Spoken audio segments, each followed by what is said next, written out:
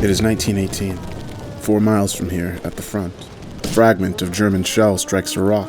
It ricochets with such force that it cuts entirely through one man's stomach and another man's arm. By then, it has lost enough momentum that when it strikes the third man in the jaw, it lodges there. The first man is dead. The other two will be arriving soon. But when I tell Seamus this, he doesn't believe me. "You cannot know that," he says. And he's right. I cannot know it, and yet I do. When the two men are evacuated back to our operating hospital some hours later, one missing an arm, and the other with a shard of metal stuck fast in the bone below his left ear, Seamus does not look at me in wonderment. Indeed, it seems he does not even remember what I told him. "Edith," he says, pointing to the man with the shrapnel in his jaw. "This one." The other soldier mutters to himself across the room, gesturing with what remains of his arm. He's stable, but shell-shocked. I hear the words, guts, and spill, and cannot bear to listen more closely. The man below me on the table isn't able to speak, but he is crying. His sobs are guttural and wet. The bubbles of spittle that escape from between his lips are tinged pink. "Don't be afraid," I tell him. My voice is soft as I watch the steady drop of the chloroform onto the mask. "I won't let it hurt." His eyes are wet with tears. I see in them everything we all want. To be warm, to be safe, to be home. I count backwards from 10. He blinks in time with me. 10, 9, 8. His eyelids begin to slow. 7, 6, 5. And they're out of sync with my count. 4, 3, 2, 1. And then they stay closed. I switch the chloroform mask for the ether, and Seamus begins to work on him. At the convalescent tent, another man has just been told that he will be sent back to the front tomorrow. It is another thing I cannot know, but I do. Ida is the nurse on rounds, and that is how I know. Because Ida has told me. Or rather, she will tell me. Tonight, through her tears. "Take his pistol away!" I know I say the words aloud, but Seamus doesn't seem to hear me. It doesn't matter. The words are not meant for him. I don't know for whom they are meant. The man tells Ida he's going for a walk. He thanks her for taking such good care of him. She watches him as he goes. "Take his pistol away! Take his pistol away!" I'm shouting it now, but no one reacts, no one responds. There was no hope for that, I realize. I turn to Seamus instead. "You must hold steady," I tell him. "No matter what, hold steady." I know he must hear me, for he is nodding his head, but he looks as though he doesn't understand the words I am saying. His eyes are fixed on his work. I hear the scuff of boots just outside the canvas walls of our hospital. The ether puddles on the cloth of the mask. I want to run to the man outside to stop him, but I cannot bring myself to move. "Hold steady, Seamus! Please, hold steady!" But it is no use. The rapport is loud and close, and Seamus starts, and suddenly there is a gout of blood across my chest, and I am only just able to turn my head quick enough to keep it from getting in my eyes. "God damn it!" Seamus tries to clamp on the severed artery, but the shell fragment has completely bisected it. It is already too late. I know this even though I shouldn't, and the blood slows and the ether drips until the last, and at least I was able to do that. At least it did not hurt. And outside, Ida is screaming because she has never seen a man shoot himself, and she did not know. How could she have known that he was going to do it? No one could have known, except I did. I knew, and I could do nothing to stop it. Later, when the chaos has abated for a moment, I bring Seamus the strongest cup of tea I can make. He has been crying, but he tries not to let me see. There is blood under his nails, and mine as well.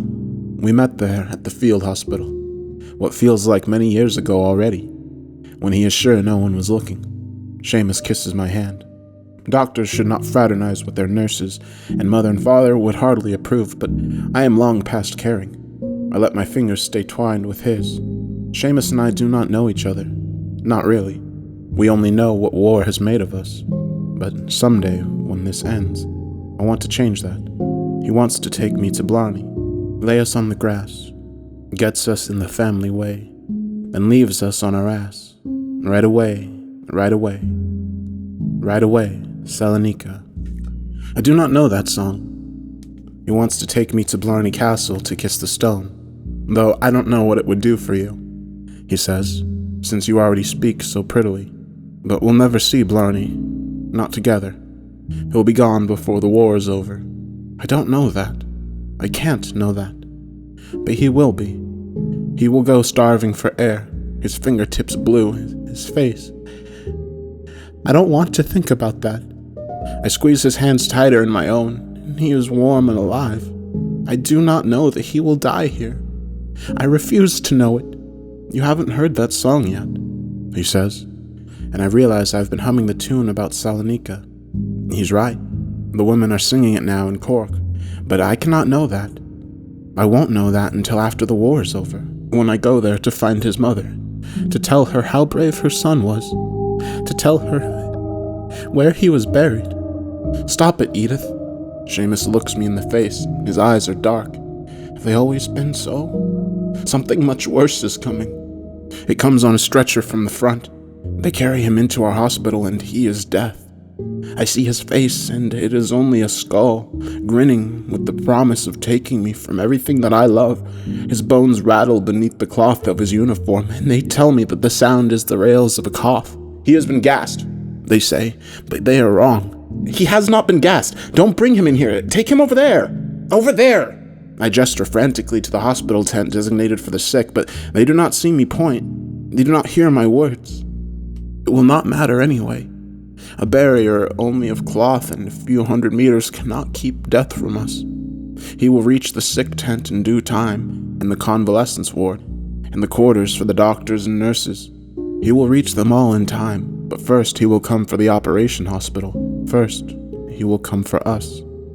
His flesh reforms before my eyes, and he is suddenly only a boy. He heaves for breath, eyes burning with fever. A dusky hue has already spread over his cheeks. He reaches for my hand with gray fingertips. He coughs, a jet of frothy, milky blood bubbling over his lips and out of his nose. I take his hand. I cannot do otherwise. Even death is afraid of what he brings to us. His right lung is filling with fluid. Lung damage is an effect of chlorine gas, but I know that this is not from gas. There is nothing I can say or do that will change what is about to happen. Seamus wants to drain the pleural space, to give the boy room to breathe. My hands shake as I administer the chloroform. For this I can know, and this I do know. Anesthetic will not take if you cannot breathe it in. The boy flickers, but he refuses to fade fully under. His eyelids flutter, but do not close. But Seamus will wait no longer. He goes in, the skin parts easily and the muscle underneath. I am crying, but again I cannot move. Seamus, please! Please don't! Please, please, don't! He won't go under, he can't! The rib comes out, slick with blood, and the lung underneath is heavy and dark. Under my shaking hands, beneath the mask, the boy groans in delirium and pain. Please, Seamus, I'm begging you, he can still move! He does not hear me.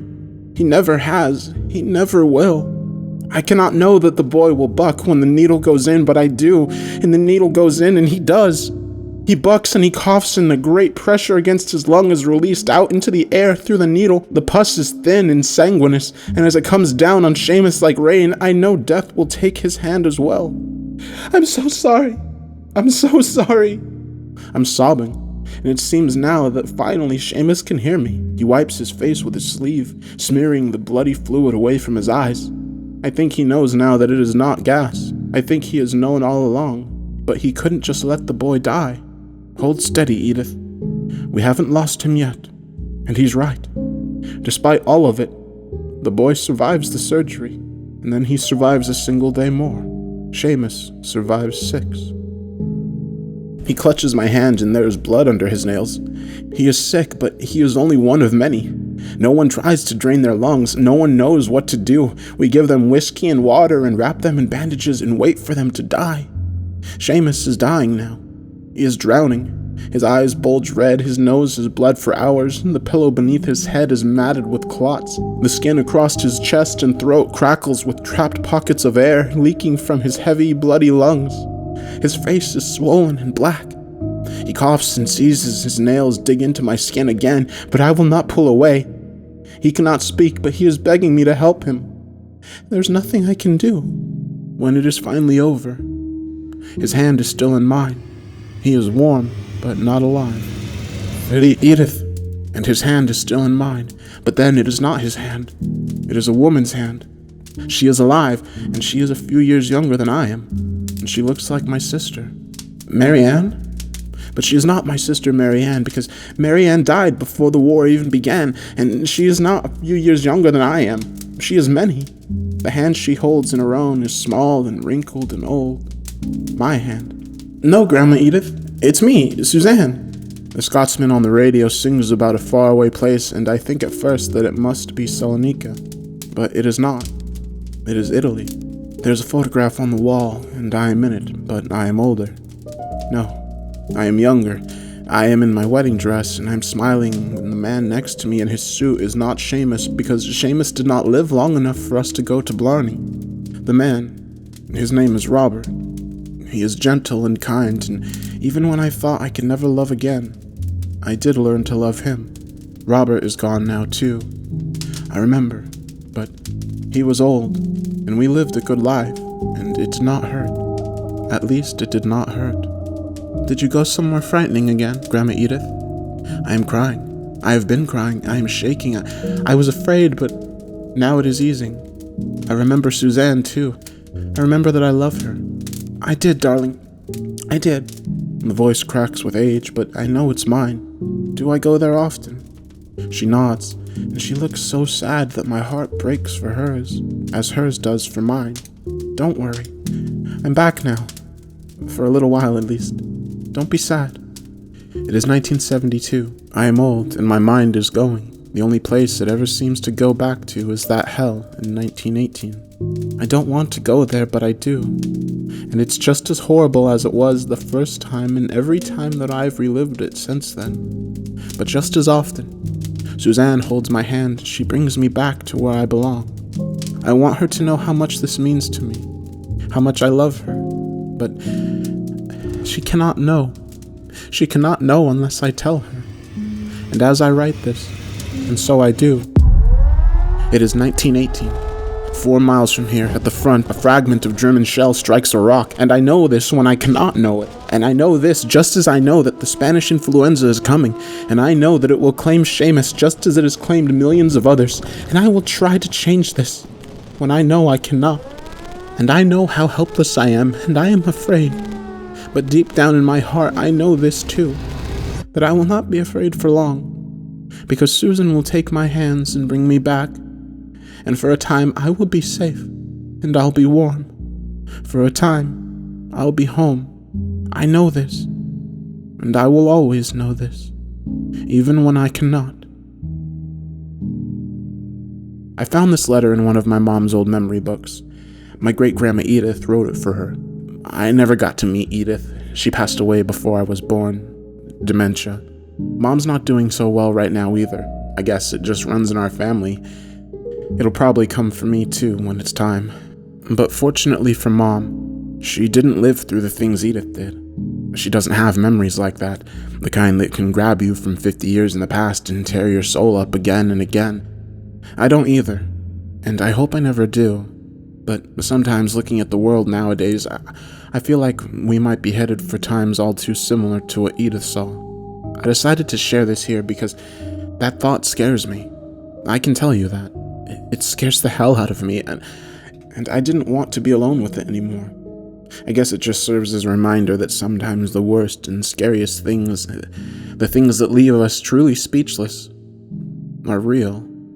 But maybe if we can reach out, if you take my hands and I take yours, we can make it through okay.